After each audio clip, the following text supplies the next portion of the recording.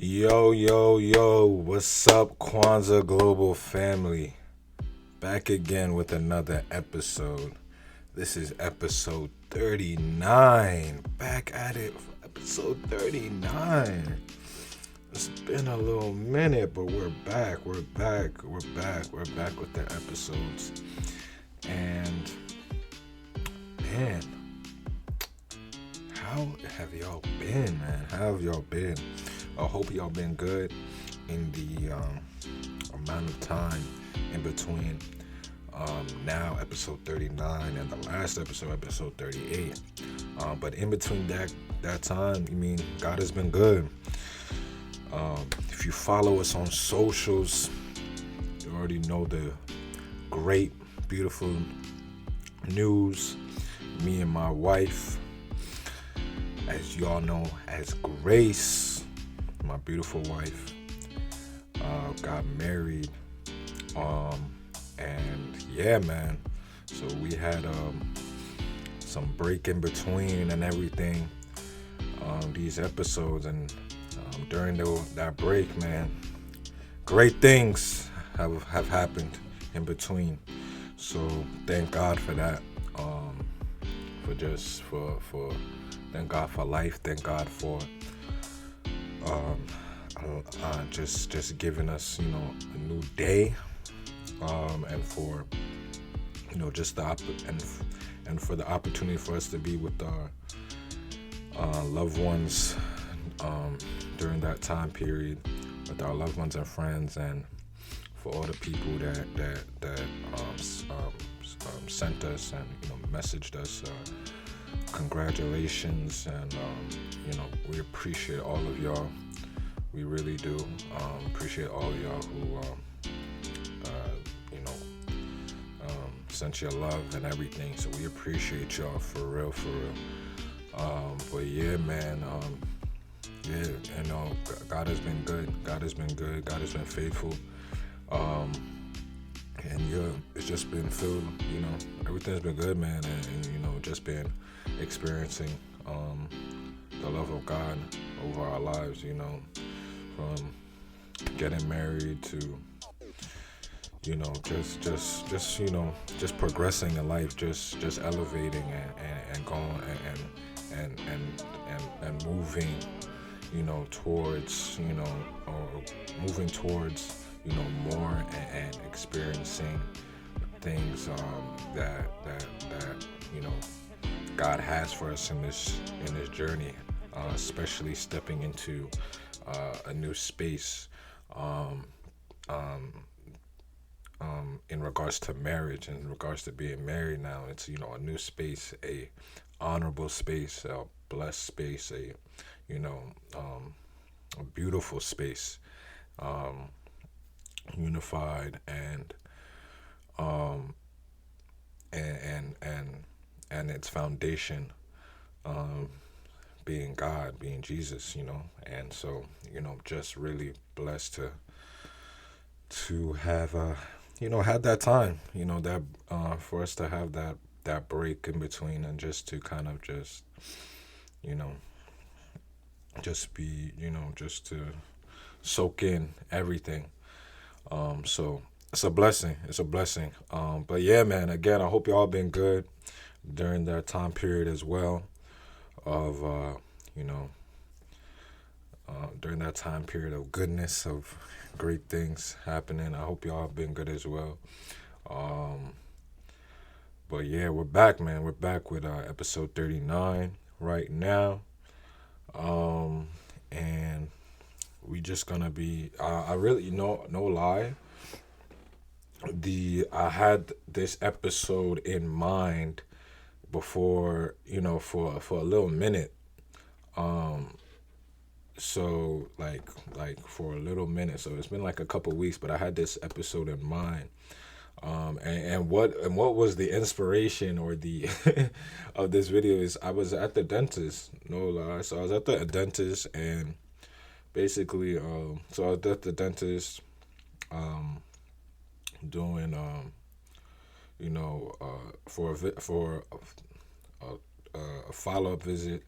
Came over there, or I should say a new visit. It wasn't really a follow up visit because I had to even switch new dentist. So it was really just a first visit, new dentist, and everything. Because I had to go to because the previous dentist I went to wasn't accepting insurance no more. So I said I had to bounce. Called the insurance, found out where I could go at, or I looked it up rather. And so at this new dentist, went for a cleaning, and I realized like when the cleaning is being done too, like as well, it's like I'm thinking about it. I'm like, it's mad. Like anytime I've been to a dentist, like even from like as a kid, like feels mad. Like it's just uncomfortable. I don't know who. I think that might be a general consensus, but I don't want to speak for everybody. But for me personally, it's like so uncomfortable. But I'm getting a cleaning done, and it's beneficial, and it's beneficial. Is I feel like it's needed. It's important. It's um, I'm taking care of need to take care of my my teeth and everything. So I have to get that right. You know, my wife is on me about all of that stuff, making sure I get things done. In regards to my health, especially even when it comes to checking in with the dentist and getting in on those appointments. So I'm in there getting my teeth cleaned, and it's feeling mad uncomfortable. Like, cause you got, cause you have to stay in one position, right? You have to stay in one spot. You can't move, and they gotta go in each area, right? So they gotta go the top row of your teeth, the bottom row of your teeth, the side. They're cleaning the cleaning, so it's thorough, right? In between your teeth, everywhere, like in between, the surface of your teeth, the behind of each individual tooth, like everywhere is being looked at, examined, observed, inspected, and just being clean. Everywhere that needs to be brushed, scraped, um, um, whatever, with the tools that the hygienist has, right? Is your teeth are being cleansed, being inspected, scraping whatever is there, plaque, blah blah, whatever is there, right? All that stuff is being cleaned off, right? And it had me thinking to myself at some point during the whole thing. I'm like, yo, I'm getting a cleaning done, right? I'm getting a cleaning done, and the cleaning in and of itself is, being cleaning is a good thing. That's good. Like you want to be clean. Right? That's good, right? Anything. Your house is clean, your car is clean, your whatever, like in every as far as every in pretty much any capacity. I mean, clean is good. It's good, right? This is, what I mean, you as far as it relates to obviously being unclean or dirty or stained, right? That it's like a blemish. It's a not so it's not good looking, right? It's not pleasing. It's not enticing. It's not it could even be because it's not healthy, right? But clean, that's good, right? But to get to that, so to get to clean, to being clean, and then you have to go through the process of cleaning, right? So to get to the end result of being clean, one has to actually be cleansed. So you have to go through the process of cleaning, right? So the process of cleaning is a good thing, but the experience, how it feels, is not as good as the end result, right? And that's with a lot of things, right? So, in other words, cleaning equals work, period. So it's not clean equals work. Like once you're clean, you've been clean. You're clean. That's it. It's done. The work is done. Clean is the end result. CLEAN, right? Clean. You're clean. It's done, right? CLEAN. See, I'm over here. I'm over here. Um, my mind is saying it before my mouth is saying it. Clean. So clean, done. That's it. Clean. Clean. Clean, done. But the cleaning, cleaning, the process, the ing there introduces you to what? The process of it all. So if I'm telling you I'm roller skating, that means I'm currently roller skating, right? I'm not just saying roller skates as in I'm just telling you those are roller skates or that's like no. I'm when I say roller skating, I'm talking about the process of actually roller skating, like roller skating. So if that's being used in a sentence, that means someone or yourself is actually in the process of roller skating. Or I'm climbing. You're not saying I'm climb. You're not gonna say that. Or you know what I mean. You're climbing. The ing there is the process. It describes the process. It's letting you know this is in the process of being done, right? So it's not done yet. So with cleaning, inherently there's work being put into there, the process of it all. If there was no work being involved, then you're not there. There's no way to you cannot be clean if there's no process to there. If there's no work being done, right? How is this important? How do you why is this something I want to talk about in this episode? Because we I feel like people don't understand to get to, and I'm not talking about, let's not jump to let me take out any assumptions of me trying to say that like let's not cop out here. I don't want anyone to say, well, no one's perfect. Like, we're not going into being perfect. I mean, if you want to go back past episodes, we already dismissed that notion of going into perfectionism of things and kind of trying to where you're just trying to make everything like, nah, dismiss that. There's nothing about being perfect. We all have our flaws and whatnot, but right, that's not the point. The point is you don't sit in the mud. Right, you don't just sit in the mud when you fall into some dirt and some mud. You don't just sit there and cry and just cry yourself to sleep and then you don't do anything with yourself. You get up. If it's dry dirt, you dust yourself off, right? Right? And you that's the process of being, you do something about it. You actually work yourself out of that situation. You get up, dust yourself off, right? You don't just sit there in a space of or yeah, in a space of uncleanliness or a space of of where it's dirty. You get up, you dust yourself off. If it's mud, you take off those clothes. And what do you do with those clothes? Especially if they're good, and especially if they're not just trash clothes. If they're good clothes, you fell into some mud, what are you gonna do?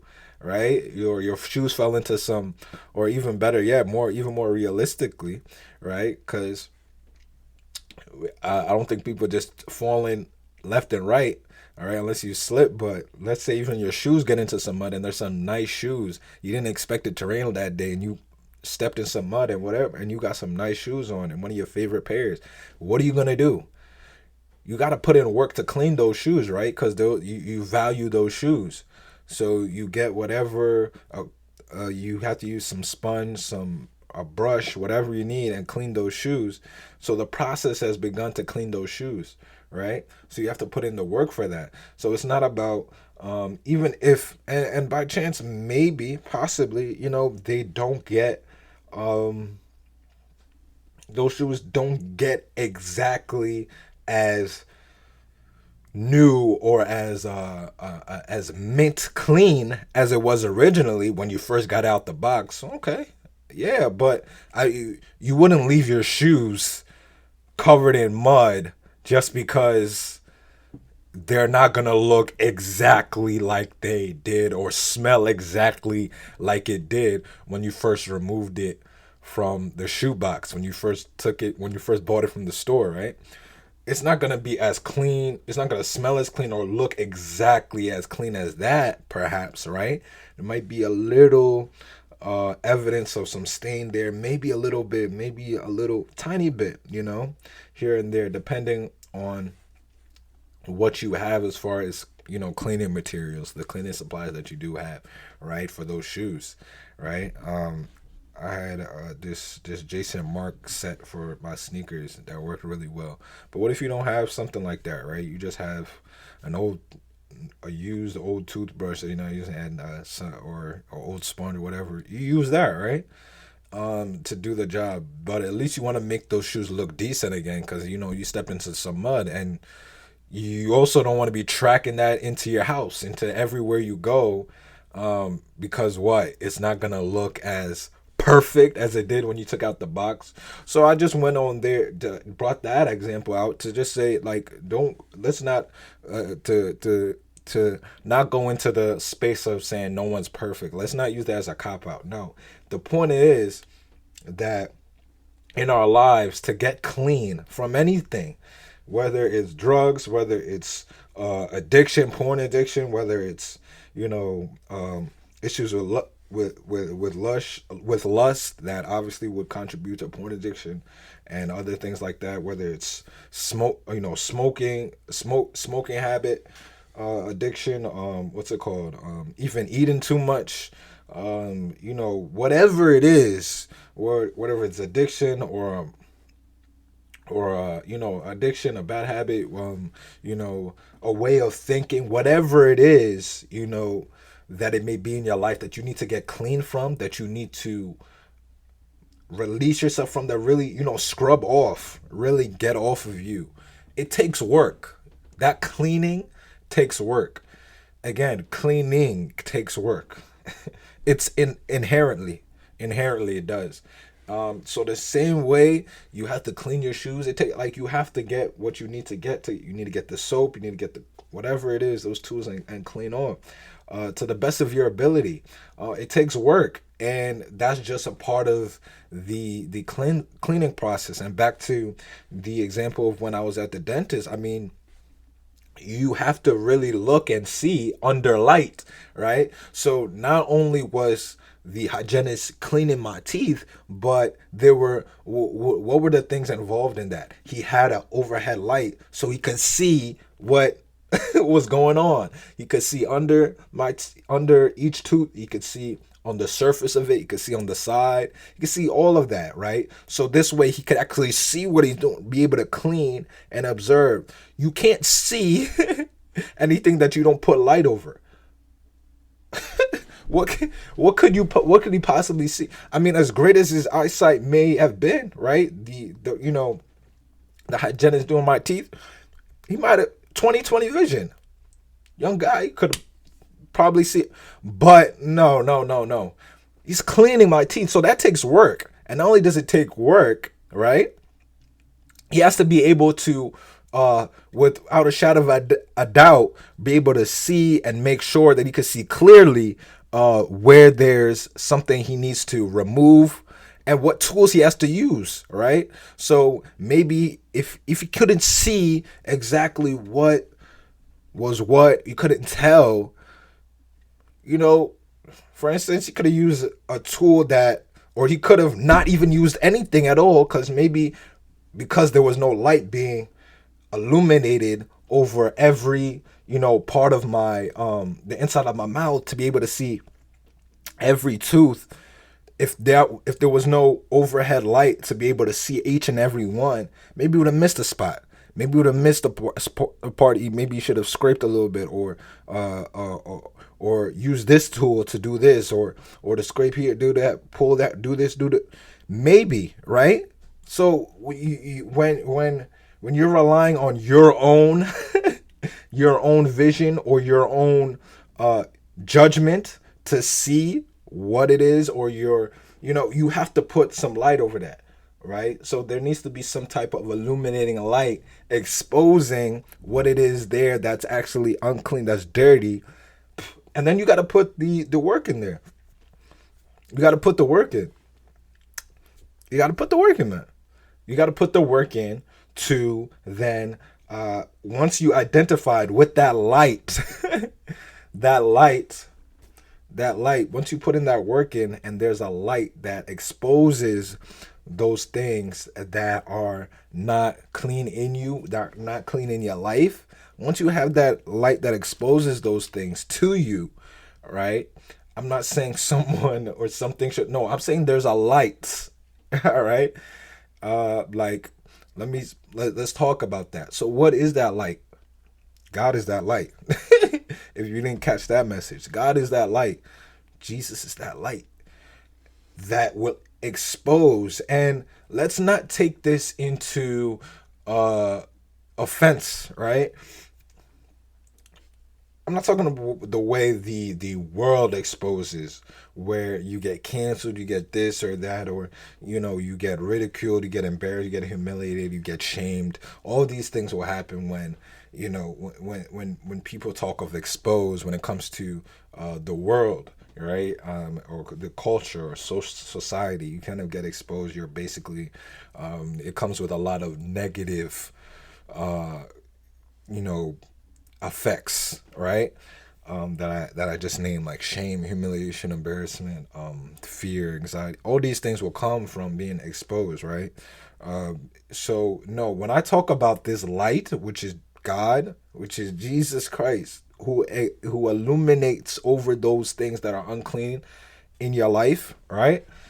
When that happens, you just face it for what it is. It's something that's being shown to you, that's being this that you're being faced with the reality. You're being faced with what's actually true within yourself, and that's also manifesting itself outside your life. These things that are being exposed, but it's being exposed by a light that that not only shines on and exposes those things that are not that are not good for you, all right, that are unclean and unhealthy for you, but it takes that and you are left with a choice, and God can help you and work to become the end result, which is clean. The cleaning takes work, but you're not doing it alone, right? So that same light is not just exposing what is wrong, what is not clean. It's not just exposing that in a good way.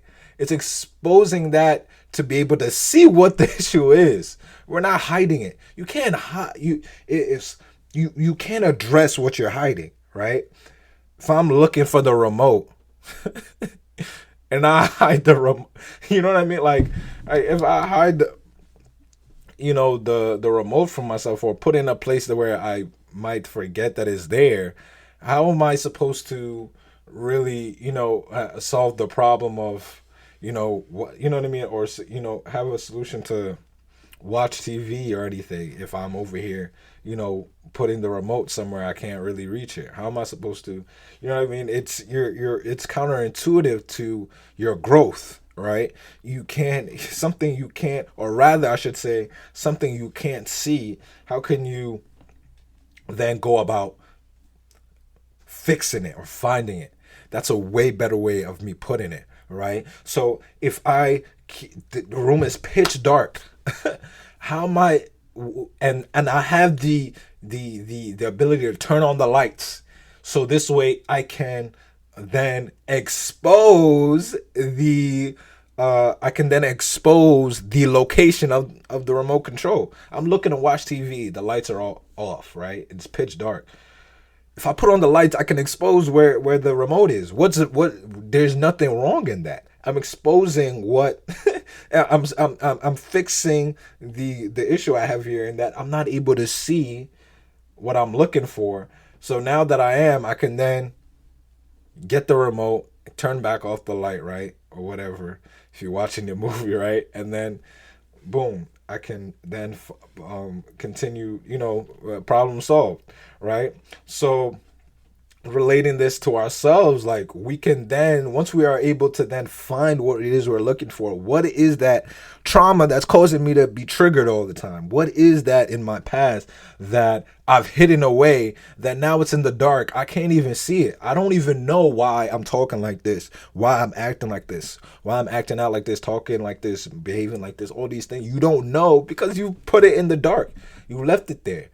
And the ever so gracious God that wakes us up every morning, that loves us so much in his infinite mercy and his faithfulness and his kindness and his goodness, just, exposes what it is we forgot we even had deep in our closet in the first place, right? The reason why it's even, I mean, we hear that in the closet kind of, that's usually when something's in the closet, right? As far as secrets and all these things, why is it there? Because it's dark, it's closed, it's hidden, it's no one can see it, it can't be dealt with, it can be for more or less forgotten, put in our subconscious, this, that, and the third, put away. So the light exposes that, because if you put it away, what is the intention behind that? To not think about it, to not acknowledge it, to not address it, to not even remember it anymore, right? So the thing is, we these things that are in the dark, they clearly hurt. Otherwise, there'd be no reason for us to put them in there and just dash them away. The things that happen to us in this life that are good, we love to keep them in memory, right? We love to recall these memories, of good times, right? So in the opposite, we also want to put away those things that were not so great, right? For the most part, right? We kind of want to push it down and forget it. But the light, the light exposes that, shows us that this is what you were trying to hide. It's still there. That's the thing. It's still there. It's still like, yeah, you covered it up with that blankie, right? You covered up with that little blanket, but it's still there, right? I could lie to you all I want. You saw, like, you know what I mean? I like, if I cover whatever it is, an object with a blanket or with a bed sheet, I could hide it on whatever, put it in the closet. I could say whatever. It's like, oh, it's not there anymore. If I open that closet, if I take off that blanket, right? It's still there. It's just hidden. It's just forgotten because I'm not allowing it to be so accessible. I've buried it so deep. It's not, but it's still there. That's the main thing one has to understand. It's still, in reality, it's still there, right? Which is why it comes up in our actions, in our, even and ultimately in our thoughts too, because it wouldn't come out through our actions if in some way or form it wasn't in our mind, right? So it comes up still and manifests itself externally in the things that we do or say, depending on what it is, right? But it comes up and it affects us, right? It triggers us, it pulls on us, because it's in the dark, but it's still there, right? So the light exposes that. It looks at it, and one has to come into reality of that it is still there, regardless. But the light exposes that, makes you understand that, right? Because if you don't see it, if you don't look at it, if you don't know, you can't address it. Address it. I can't do anything without. I can't do anything and address with whatever is under that blanket, whatever is in that closet. If I don't open the closet, right? Put on the lights in that closet. Let some light shine in that closet so I can see what's in there, right? I can't do anything with whatever is in there. Whatever I cover in that, I can't address it. I can't do anything with it, right? I like literally. What can you do with it if it's just covered and there? You can't do anything with it. There's nothing's gonna happen. It's just gonna be, right? Someone has to expose it. Take off the blanket. Take off the cloth. Open the closet. Let's see what that is. All right, so this is what this is, whatever that may be. This is what this is here. All right, now that light, all right, once it's exposed it, once it's uncovered it, once it's let the light has already shined upon it, right? And it's like, all right, now we know it's there. Now it's evident it's there. There's no denying it. It's there, exposing this, right? Now what? Now we can address it. So now that we can address it, the beautiful part is you're not in it. You have to put in the work, absolutely. But you have a savior, a redeemer, a Lord, God, Jesus Christ, who has already conquered what it is you're dealing with under that blanket in that closet. He's dealt with it. He's dealt with it. He's conquered it. He's defeated it. He's victorious over it. Right now. Like then, before, now, and forever. And I'm just telling you the truth of it. So whatever it is that you're scared of with it, the light is what exposes to address it. And it's to have you understand that when it's gone, it's actually gone. All right. You can't make something disappear that you're trying to hide away. It does not disappear just because I covered it. You know what I mean? It doesn't mean it went away. The point of exposing it is because now you can address that it's there, and now you could truly, because you if it's not exposed that it's there, how can God even? You know what I mean? It's kind of like I go up to you. It's like, yo, bro, could you help me, pick up that pick up get my sneakers over there, dog. Like I left it on over there. It's like, yo, where's it at? Over there. Let's say you cover the sneakers with the blanket. Yo, it's over there. It's like, bro, what you mean? You can be like, under that blanket? It's like, bro, it's over there. Yeah, like where? Where? Like I just see a blanket on the floor, dog. Like what are you talking about? And it's like, you know what I'm saying? Like, you think about it. You would have to say that it's, you know what I mean? Because otherwise, that doesn't mean the sneakers aren't still there. It's covered, but it's still there. And that's how you kind of behave when you tell someone to kind of like, when you act as if it's not there. It's there. You know it's there. No one else may know because you're the one that put deep in there. So you're acting some type of way, and they're like, yo, why you acting like that? Cause it's there. It's there. It's like, what you mean, dog? Like it's not. Those sneakers are not there. Those sneakers are not there. Those sneakers are not there. All I see is a blanket, dog.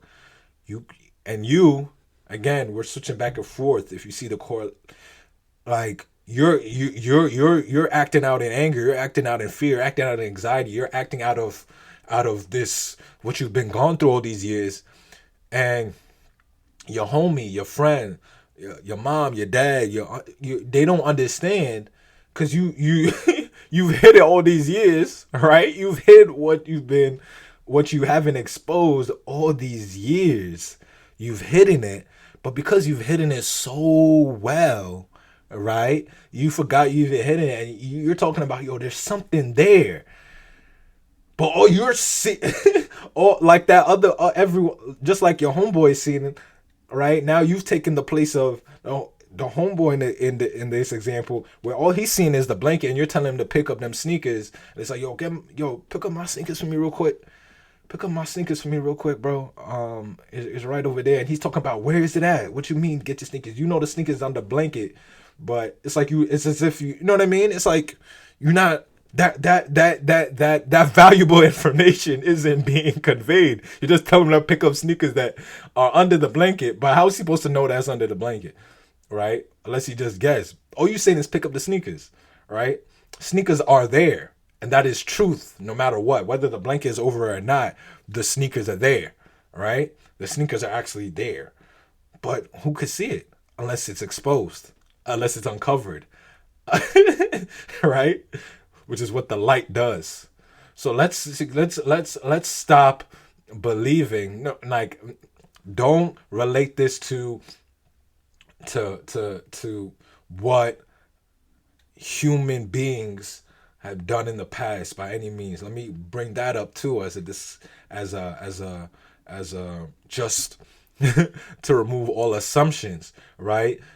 When God wants to expose or put a expose, put a light over those things that are in the dark, best believe it is for the your best interest. It is life changing. It is for you and your life to to to really live your life. Because if that doesn't happen, I promise you, man, the way that if it's exposed in any other way, it's gonna come with way more negative effects than positive, right? Um, God could work any way you you decide to turn, but if you let him, if you let God show you and allow and you and him, right? You and God address what is going on in your life. I'm telling you, things move much at a much different pace. You feel much different, much better than if you try to do it by yourself. And that's the point. So this light that shines on what you covered, you cover them, you what you cover, what you put in the closet, embrace that, invite that light in, right? And that light is Jesus Christ.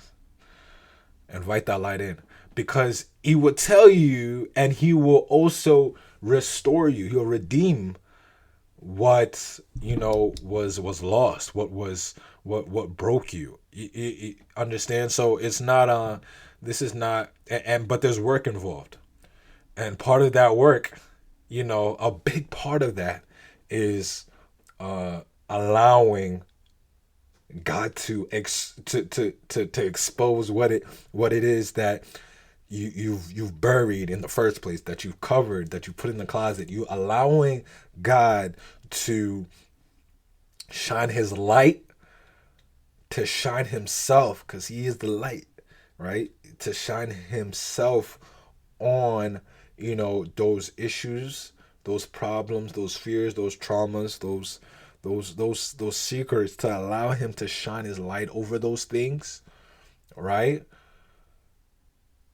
Allowing him is part of that work on our end, because he no matter what, he never shuts off. It's not like, so the difference between God and obviously a light switch, you can't light switch you could shut on and off. God is never off. He's always on. He's always the light forever, so he's always shining. Now it's up to you but it's up to you now, the work we have to put in, though, because it's not like you can't see what's there. It's God. He can see it. He's our Father. He loves us, and he sees it's there. But it doesn't mean that he's gonna force our hand or make us do something we just don't want to do. So we have to put in that work, and just because God can see under that, so putting God in the example now, just because God can see what's, so if I was having a conversation with Jesus right now, like face to face, right, and like right now, human flesh, and I'm like, yo, Jesus, can you get those sneakers for me? You know what I mean? Like, yeah, Jesus could clearly know this. My sneakers are under there, right? But the work I have to do is exposing it for myself. I have to uncover it for myself. I have to actually do that work myself and say, oh, it's under the blanket. It's under the blanket. Now I have to put that work in and really address it, right? I have to step in there. I have to acknowledge where those sneakers actually are.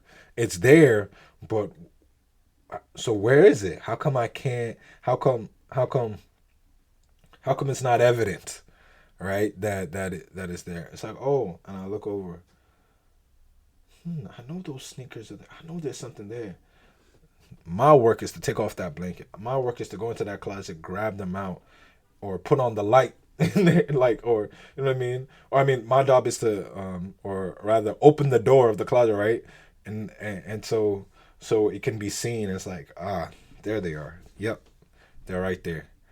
Couldn't see them because closet door was, you know what I mean, was locked, right? Or the blanket was covering it, right? So you have to put in that work in, right?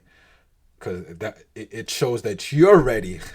It shows that you truly want to do this. So it's work. Cleaning is work. Inherently, it's work. The end result is beautiful. The end result is such a better life. It's such a better way to live, to interact, to walk in your purpose. So much better, so much freer. It's freedom, right? That end result. But in between that, the process, the cleaning, it takes work. It takes time. It takes effort. It takes obedience. It takes sacrifice. It takes, still going through pain, because you gotta relive in a sense, or remember things that were, but you're not doing it alone. You're not doing it alone. And it's something, and then it's a message that the I think the world also doesn't really, unfortunately doesn't give, because at times it's kind of like you have to look in inside yourself, or you have to kind of find it in yourself, or kind of will yourself in some way or form to get over the hump. And to expect that from someone who has who is afraid to actually acknowledge what they've been burying, when that inside themselves, that they've been trying to not expose. That's a scary thing to ask of someone, and probably ridiculous to them. And it's like, I can't do that. So you go have fun, live your best life, and give me advice about looking inside myself. But I'd rather not do that. Right? So then there's no hope. Ah, that's the pitfall, right? That would that mean then there's no hope for that person, that individual? Not at all. I would say, and I would definitely say adamantly that is not the case.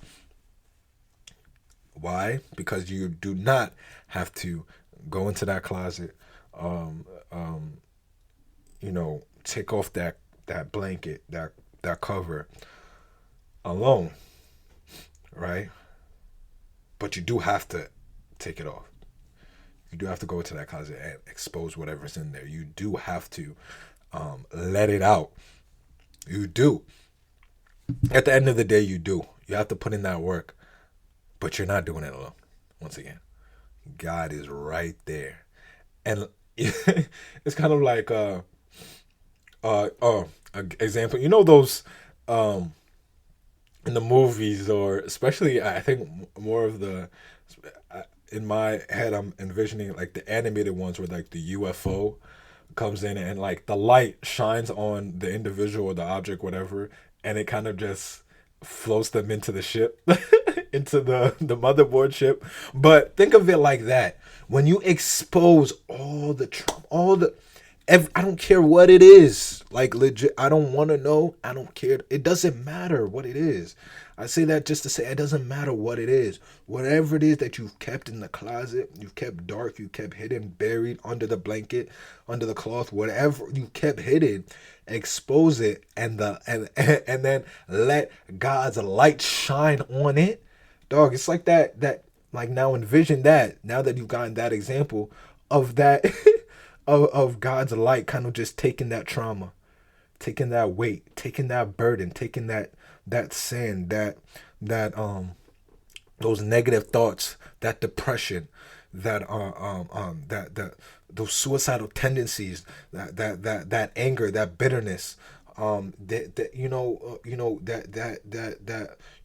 demons, all of those things that are troubling you, though, these fears, these crippling fears, these attacks, these grips of anxiety that you can't move, these fits of anger, these fits of rage, these moments where you can't sleep, where your head is tossing and turning, where you cannot sleep, You can't sleep, because if you sleep, it's the attempt to sleep is as as almost as bad as not being able to, because you sleep, you don't know what's gonna happen. You feel like you're gonna die. Like all of these things that are troubling you, like deep in you, like dog, like you just feel worthless. These feelings of worthlessness, these feelings of shame, humiliation, embarrassment, these feelings of disappointment, of grief, of never living up to anything, of never having worth, or whatever it is that you've gone through. Just imagine that light, as I explained with that UFO example. Like, but nah, we don't like. But forget the UFO. Like, no, we're talking about a real God. We're talking about Jesus Christ, God who sent His Son, Jesus Christ, to die for your sins. He is that light, that Savior, that Redeemer, that you're everything that you could ever need Him to be. He Now imagine that light just taking up all that, like just float. It's like it's just going to Him, and it's going away. He's conquered it. He's defeated it. He's crushed it. He's took it over. He's taken it. And He's going to give you back. He's going to restore. He's going to redeem you. He's going to transform and renew you and just take full control. He's going to be there to just release it all. Just release it all. Just expose it and let that light take it away. Take it away. Just imagine all of it just taken away. All of it just going up. Just going up. Just going up. He's taking it all away. He's just taking all away just because you did your part and took off that blanket, took out whatever was in that closet. You exposed it and let the light shine, and it's just going up. Just going up. Gone. Gone. Gone. Gone. Just taking it. Just like it's just floating up right into, you know what I mean? Just taking it up. Just taking it up. Just taking it up. Taking it up, because he's already completed the work. Understand? He's already completed the work, right? He's already completed the work, right? He's already completed the work on your behalf, but you have to let Him in. You have to let His light shine on. He's already completed the work on you. You just have to do the work. It's not a magic trick. It's not like no. It's not no magic trick. You have to let. We live, you know what I mean? The way the things work in the spirit, they take time in the physical realm, just to point that out. So I'm telling you, it's not magic to say that there's a way things work, just principally, right?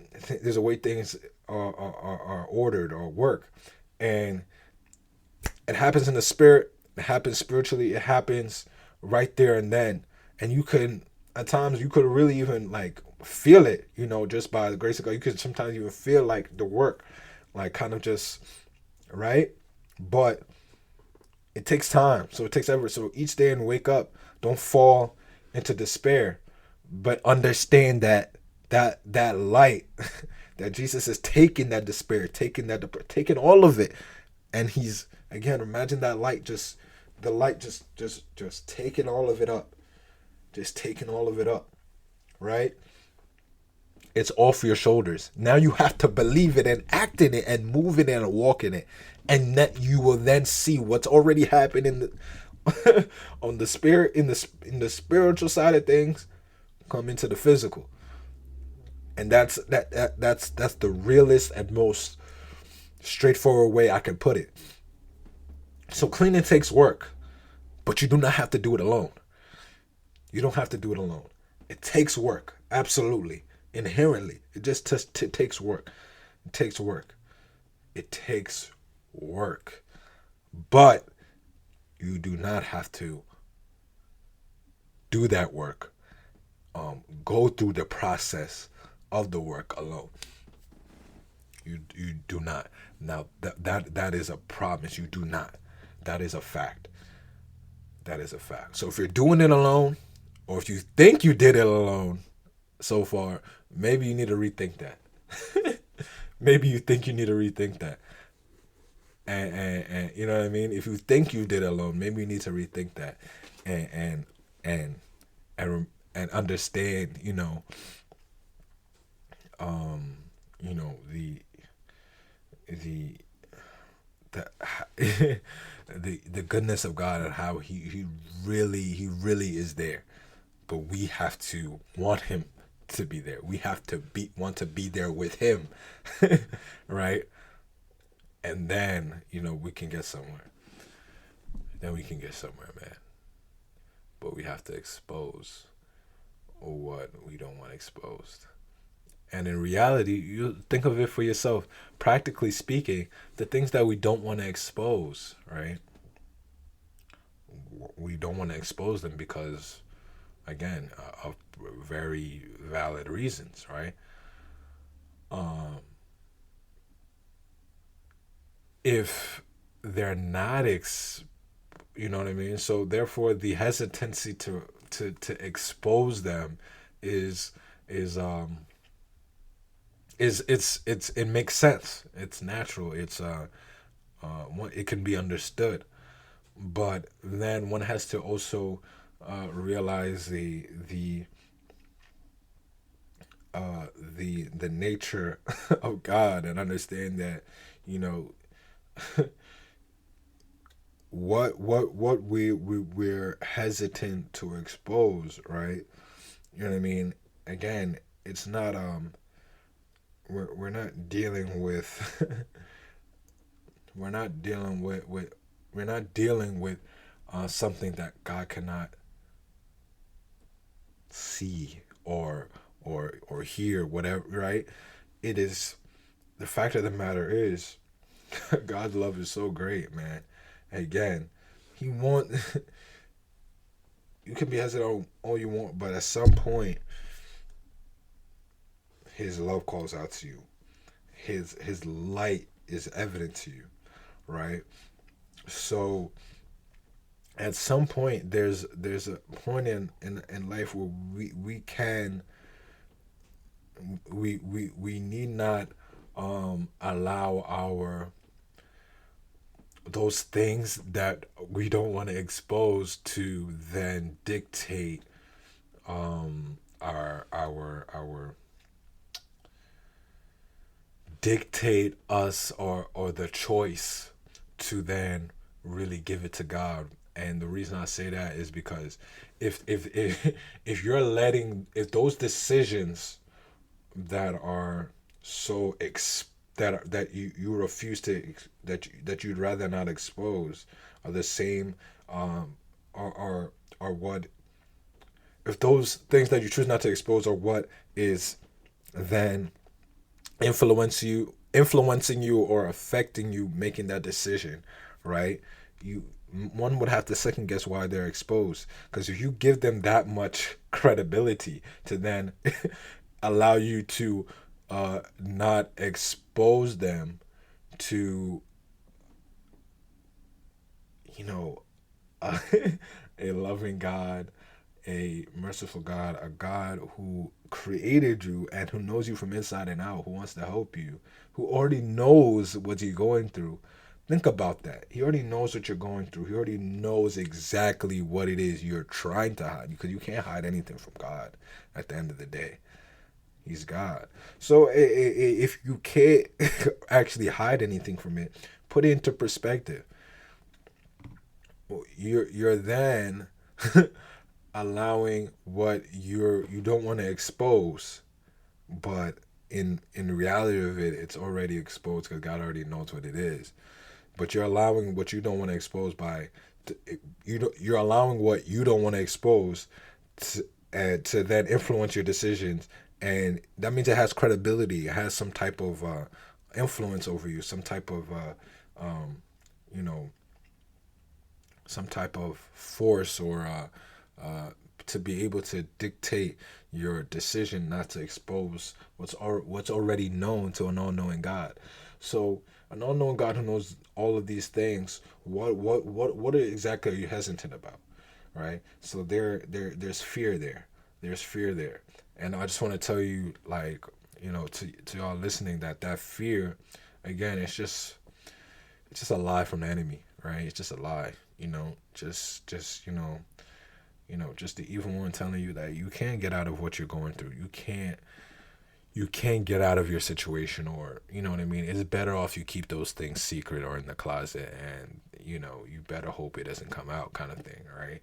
Um, you know, so really, you're you're you're you're you're being fed lies. You're being filled with fear, and it's hindering you from going into the light of God, and Him taking away all those things again, kind of just taking it up with Him by His everlasting light, and just kind of just taking it away from you. You're hindering yourself from being free from that burden because of the fear, and you have to ask yourself, how come? Why? In spite of the fact that you're keeping these things covered and hidden, your life hasn't got any better, hasn't gotten any more beneficial. Like, these things are not you haven't dealt with them. You just put them away. So then, what exactly is the point? What exactly is the point, right? I mean, you probably feel as miserable you know, as if you had exposed it to the world anyway, right? Essentially. So we really have to rethink why we are hesitant, why we are so fearful of exposing what we're going through to God. Again, to God. Not just to expose sake, but to God. Because when you expose it to God, not only does He take it away, but change is involved. Okay, so when the world exposes people for whatever it is, when people are exposed by the world, and the world saying whether and the negative effects that come with that, whether it be they're canceled or exiled, or kind of just kind of eh, um, just sent away, kind of just um what's the word? There's a word that's slipping my mind that I want to use for it, but kind of just uh, dismissed, and just sent away, and kind of just excluded, and put away. When the world, that's how the world deals with when exposing people, as if they have no sin of their own, any shortcomings of their own, or anything that could be deemed probably even worse, right? On their own end, right? But God doesn't deal with so when God exposes, he wants you to know that he that that I mean, clearly He sees it, and that you see it too, and that it's gonna be okay. That it's here, but this won't kill you. This will not kill you. It's still there. It's always been there. I just want you to let you know it's been there this whole time.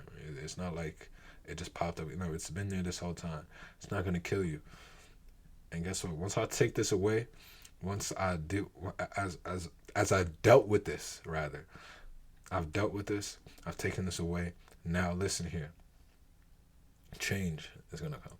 So change is involved in this, because what good is it if um what good is what good is it, right? If you're sweeping the floor and the party's still going on. I'm going off. I'm going off. I'm on a little time thing though, because I gotta bounce in a few minutes. But man, I'm on one right now. I'm on one right now. Yo, but think about it. What good is it? Is you got a party going on, right? So you're throwing a party at your house. Yeah, at your house, or yeah, right, at your place, at your apartment, at your house, whatever, right? And people are still eating, right? Pastries, whatever, food, some good stuff. People eating some good jollof rice, man. You already know I gotta throw that in there. Eating seeing some good food, right? Parties going on. You got the kids running around in the house, whatever, eating snacks, chips, whatever. And you're cleaning up while the party's still going on. What's gonna happen? What really? There's no bum bum bum bum. Clean up them crumbs. Yo, the house look good now. give it a couple seconds, right? But to be sure, give it a good few minutes or so.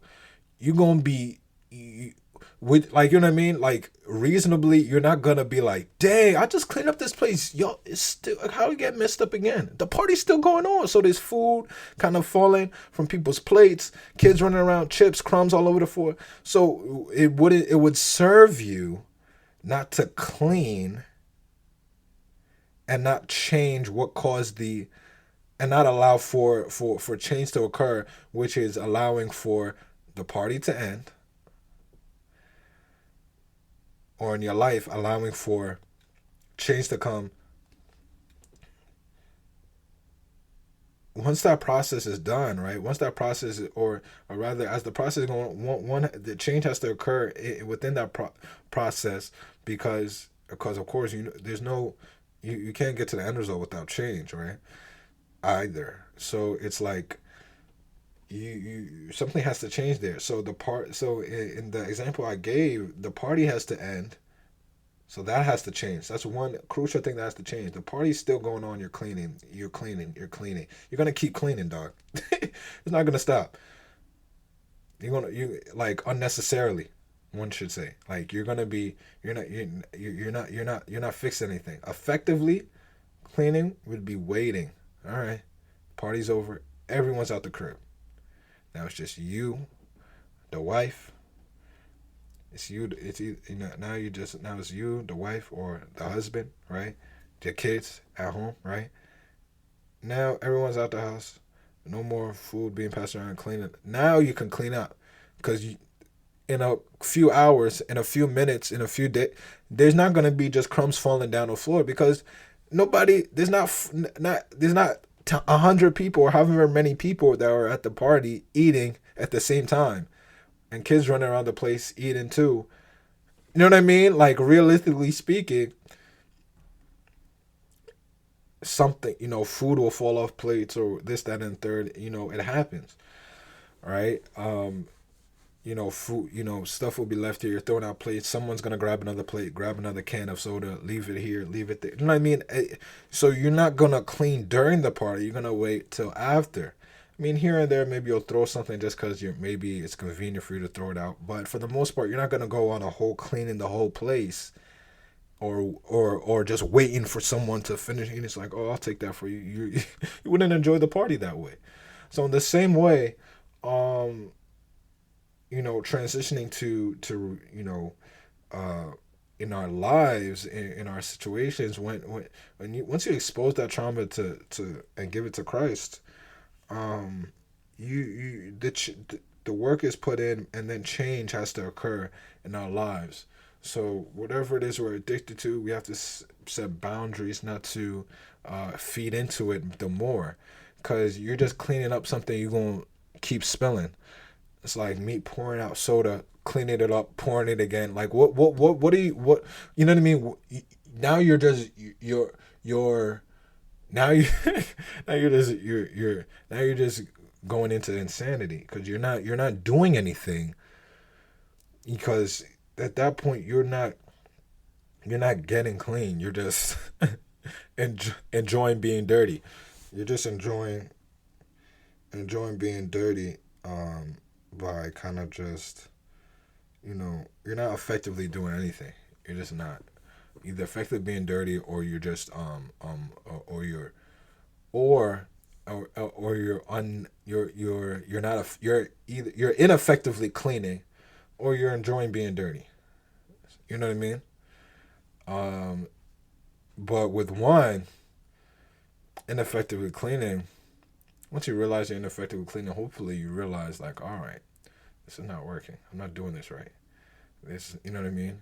Well, enjoying being dirty, you're just playing a game. It's more of kind of like a facade you're putting on, where it's like, yeah, I'm good and everything, but you just you're not putting the boundaries in place to really set yourself up for success. Um, so it's like, once you give it to God and let His light, just let Him expose what it is, and so it can be addressed and taken away and dealt with. one has to then really begin the change in themselves. And it's like, all right, if it's a lust thing, I'm gonna have to cut out watching certain types of genre of movies, or certain types of movies. Period. I gotta stop watching certain types of videos, certain types of music, whatever it is. I have to stop because I don't enjoy being dirty, or I don't, and I don't want to uh, ineffectively be cleaning, to be cleaning pretty much ineffectively, or without any gain, rather, right? I want to be clean and stay clean. The point is to stay clean, not just to get clean, right? You actually want to keep it clean, right? So just keep something clean. So it's like that is a crucial part, right? Actually staying clean. So and then the ways to do that. So that's also involved in that. So cleaning is work. In our lives, it's always gonna be work. Um, but the first step is exposing it and giving it to God. And then from there, we can really get into the process of cleaning and change as well. Cleaning and change. Uh, and yeah, for sure. I mean, you really can get into that.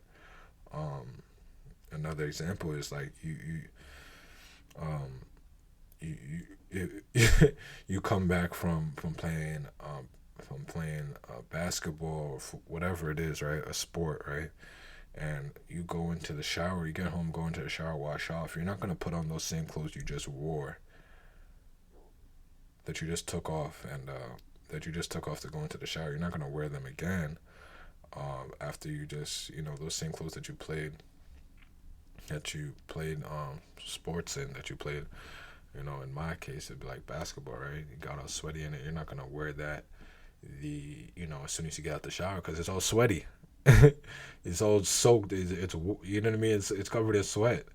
You know what I mean. So that would exactly be the equivalent of the giving something to God, letting His light shine upon it, Him taking it away, and then you are essentially just you go right back to it, right? You just go right back to it. No boundaries are set. There's no, yes, you cleaned yourself. You're clean, but then you put back on what made you have to go get clean in the first place. That crazy, right?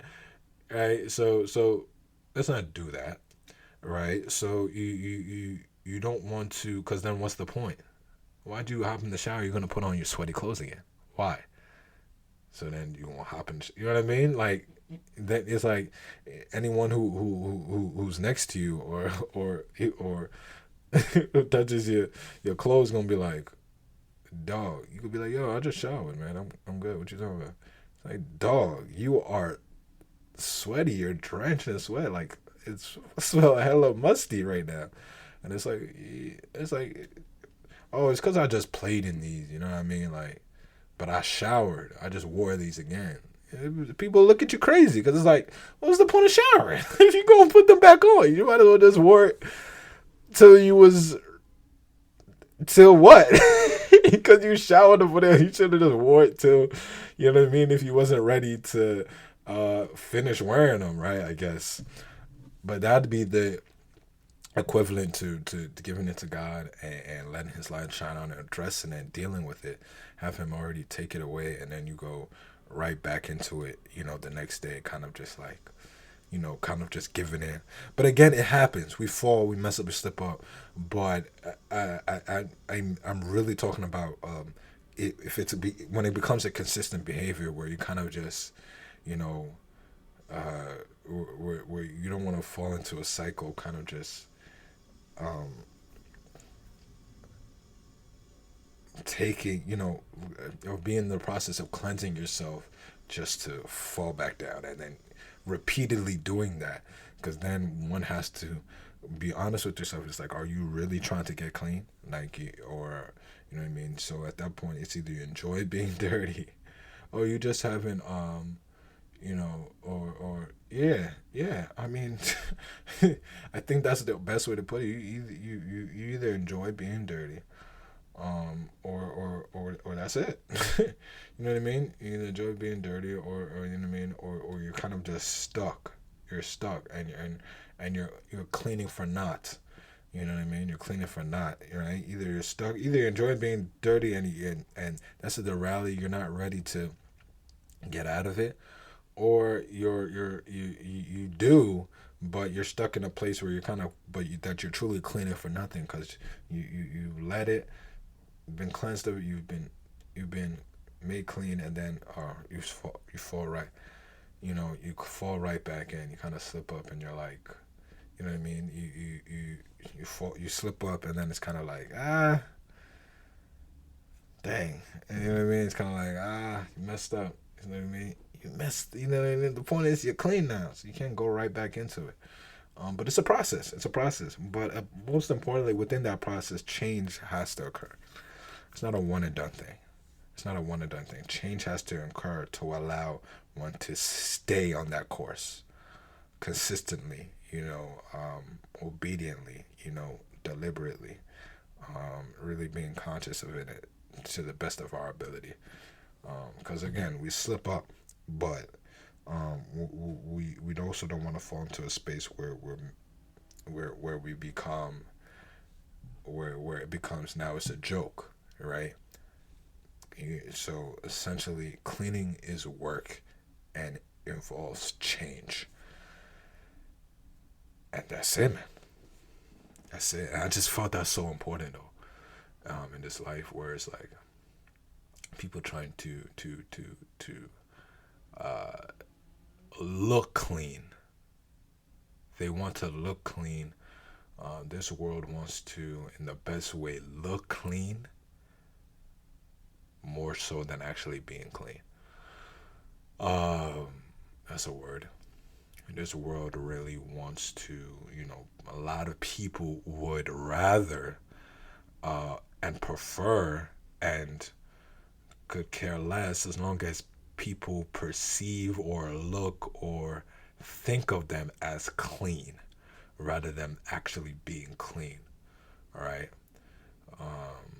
And that is, I mean, it's a recipe for disaster. And unfortunately, that's just, it leads to a downfall. And the crazy part about it is, it's like, I guess, some fault could be placed on the people, kind of putting people on a certain pedestal where it's like, they're good. They got a clean slate, clean record, without really knowing the person for who they are, really knowing that person for real. And if you don't know that person, I mean, people, you know what I mean? People, I mean, we do it all the time. I mean, let's not kid ourselves. Where we act a certain way, but on the inside, that's not how we are acting at a certain period of time. It's just not how we're actually truly living. And it can be done. I mean, this is not new. This is not something I'm saying that's so that's a revelation. Like, this is obvious, right? Like, I mean, there's people that look a certain way, and we thought they were a certain way, and in reality, they were not. I mean, throwback to me and my wife were watching this Netflix documentary about called The Good Nurse. I don't know if y'all watched that, but it's wild. But got me so tight.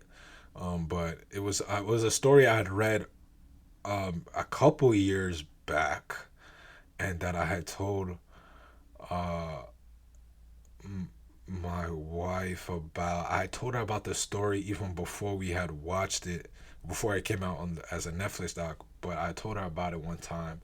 I think I had looked it up on. I don't even know how I first came to even find it out, but I had read about it on Wikipedia or whatever. It must have been based off maybe some I saw on TV, but but yeah, I was reading. I was like, yo, this is wild. So it came out in the documentary.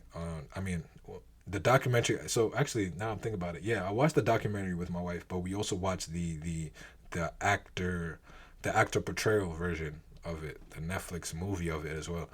But in that, if you haven't watched that, if you, or if you know, are familiar with the story, the example would make sense. But essentially though, it's called The Good Nurse, but it's ironic because clearly he was evil. You know what I mean? He wasn't a good nurse whatsoever, because killing patients, and he was doing this over across like nine or so hospitals consistently, just killing patients deliberately, supposedly to relieve them of their suffering, right?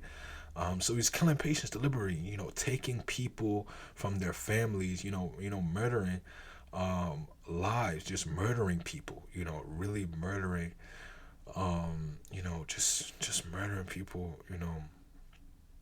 just like that, just murdering innocent people for what, just killing people, just to do it, just with no type of remorse, nothing, just doing it, right?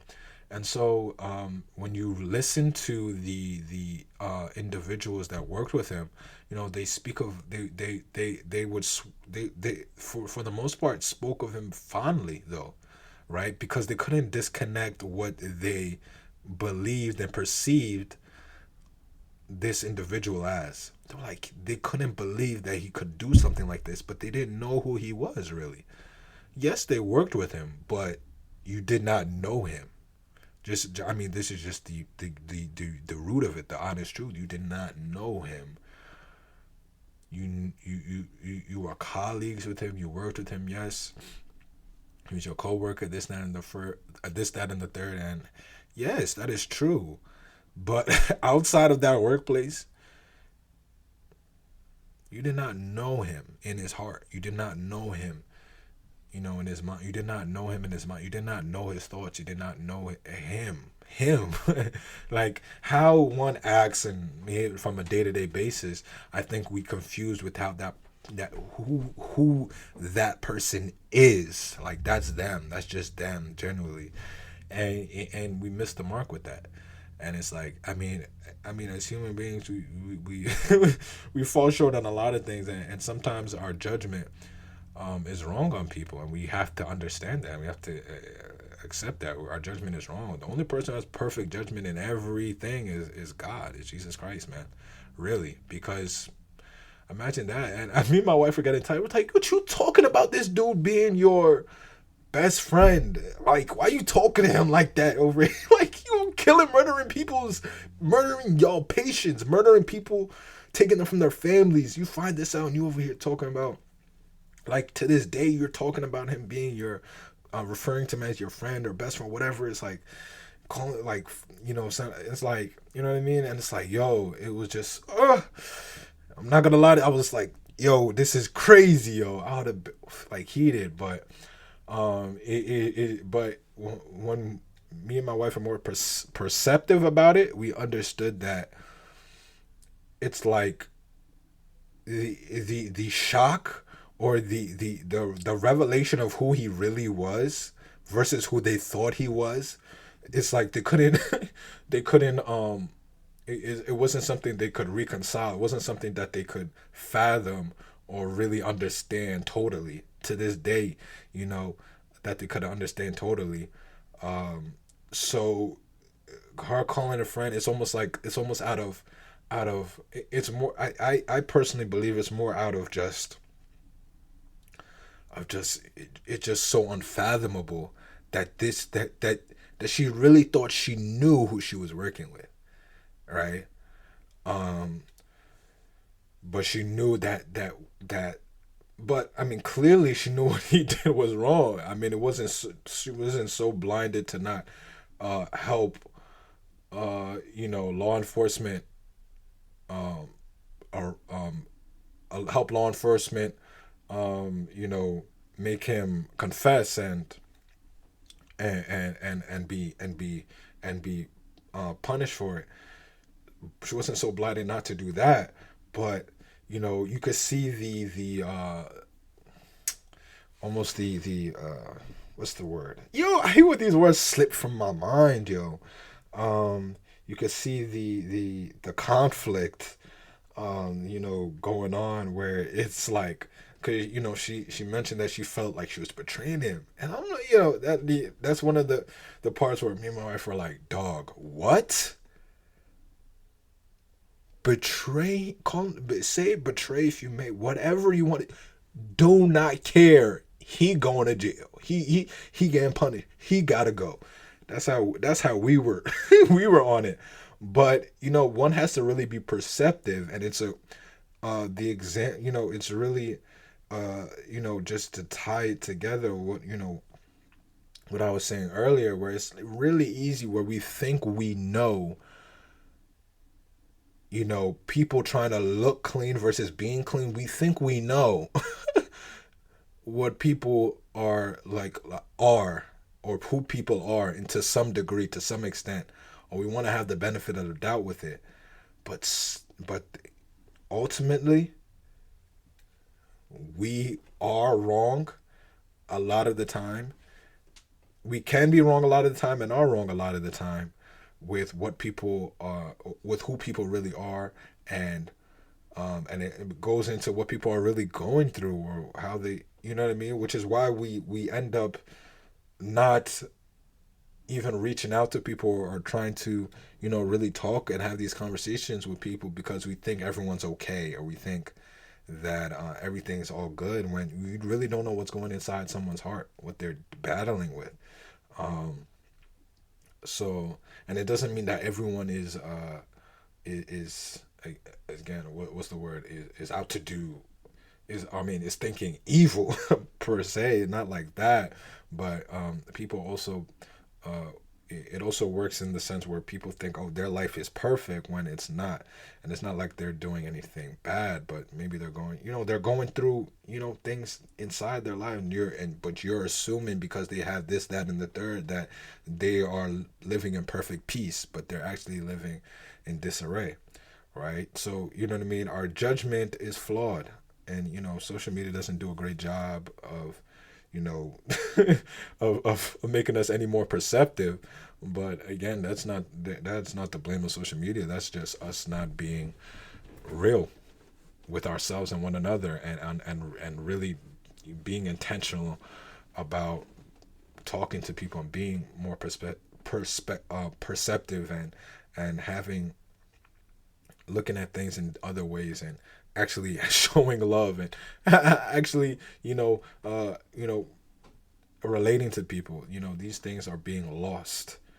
The having some touch, having some humanity is being lost, unfortunately. But again, nobody, you're not gonna come to me, you're not gonna hear me say it's because of social media. I'm not gonna throw that cop out. Have that be a cop out, right? It's ridiculous. Social media or not, it doesn't excuse you, not going, not doing the inner, doing the work for oneself, doing that inner work, with God's help, and talking to a brother or sister, someone talking to your neighbor, right? Doesn't excuse it at all. But so the example is just to say, like, again, what one looks on the outside, great. You want to judge off that, don't, like, you won't come with some story, be like, yo, I would have never thought. Yeah, you would have never thought, because all you was thinking was what you was thinking, right? You don't know until you know, and what someone looks like is not what someone be like. Actually be, it's not how they actually be, for real. It's kind of like that thing. What's that thing? It's like, oh, they look different in person, or whatever. It's like, well, you see them on TV. I mean, I don't know what you could perceive on TV. They could have makeup on. TV is TV. Real life is real life. So, I mean, I think we gotta get better at being way more perceptive and understanding, and knowledgeable in certain things, and we got to do better at that. But looks does not equal heart posture, or heart stance, or whatever is going on. It does not equal that. But man, this was one of the deepest episodes we've had on the podcast. no lie, and I've had this brewing for a little bit as far as the topic and everything. So hey, I guess you know, God always does his thing. So I thank God for that. I hope y'all got something from it though. Hope y'all got some gems, some wisdom, something you could take away. But love y'all, man, and I'm gonna catch y'all on the next episode. Y'all be safe. Love y'all. Appreciate y'all, and catch y'all again on the next one. It's Kwanza Global, man. We out. Peace.